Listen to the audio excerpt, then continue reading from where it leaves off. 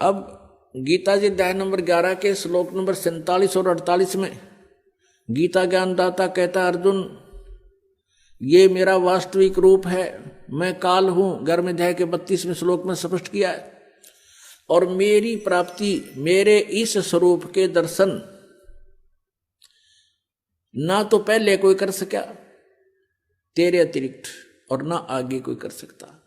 अब मैंने अपनी कृपा से तुझे ये सब कुछ अपना शरीर, अपना रूप दिखाया है। और मेरी प्राप्ति यानी मेरे इस रूप के दर्शन, ब्रह्म की प्राप्ति ना वेदों में वर्णित विधि से, ना किसी जप से, ना तप से, ना किसी क्रियाओं से कभी नहीं हो सकती। तो इसने तो किल्ली काट दी, स्पष्ट कर दिया कि मेरी प्राप्ति यानी ब्रह्म प्राप्ति नहीं है। अब ऋषि महर्षियों ने वही जाप किए जो काल ने इनको दे रखे थे, उससे इन ब्रह्म प्राप्ति हुई नहीं।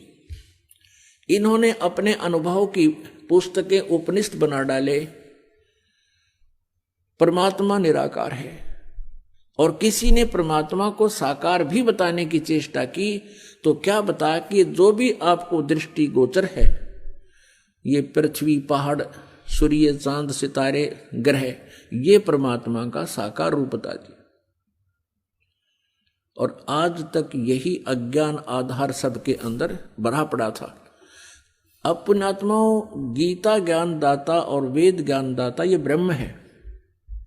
ये स्वयं कहता है कि उस परमात्म तत्व की जानकारी तो तत्वदर्शी संत बताएंगे। वो इनको मिले नहीं, और मिले तो इन्होंने माना नहीं। क्योंकि परमेश्वर कबीर देव जी ये हमारे सबके मालिक हैं। और यही यहाँ हमें इस यथार्थ ज्ञान को, सूक्ष्म वेद को जो काल ने नष्ट कर दिया, समाप्त कर दिया, उसको पुनः देने के लिए, बताने के लिए आते हैं। तुम कौन हो, कहां से आए हो, तुम यहां किस लिए जीवित हो, एक पल में ना जाने किसकी मृत्यु हो जावे और तुम्हें मूर्ख बना रखा है। ये तुम्हारी कार है, ये तुम्हारी कोठी है, ये तुम्हारी संपत्ति है, और ऐसा नहीं करोगे तो डरा के रखता है ये मन सबको, इस आत्मा को भयभीत रखता है, तेरा विनाश हो जाएगा, तू ऐसा नहीं करेगा तो ऐसा हो जाएगा, सत्संग में जाएगा तो पीछे से हानि हो जाएगी। और वो हानि तो एक दिन होनी है, जब भगवान से दूर रहे तो मृत्यु हो जाएगी। फिर वो जिस लाभ के लिए सारा जीवन खो दिया वो परमानेंट खत्म हुआ। तो इन बातों को हमने गहराई से सोचना पड़ेगा। सत्संग में आने से आपको ज्ञान होता है, सत्संग में आने से आपको ज्ञान होता है। और वो परमात्मा द्वारा दिया हुआ, परमेश्वर द्वारा दिया हुआ ज्ञान उन्हीं की अमृतवाणी में आपको सुनाया जाता है, जो सच्चिदानंद घन ब्रह्म की वाणी है, जो पांचवा वेद है।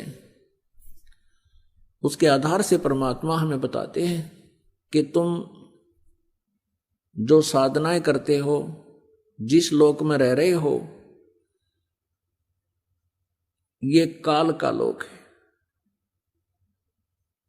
और यहां कोई भी प्राणी सुखी नहीं है।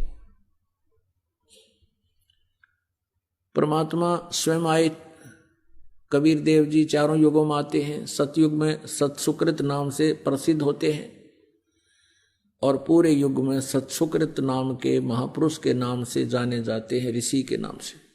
त्रेता युग में मुनिंदर नाम से उनकी प्रसिद्धि होती है, और द्वापर युग में करुणा में नाम से, और कलयुग के अंदर उन कबीर नाम से, उनके वास्तविक नाम से ही वो प्रकट होते हैं। यही नाम रखवाते हैं जो उनका वास्तविक नाम है, कबीर देव, कबीर साहब। अपना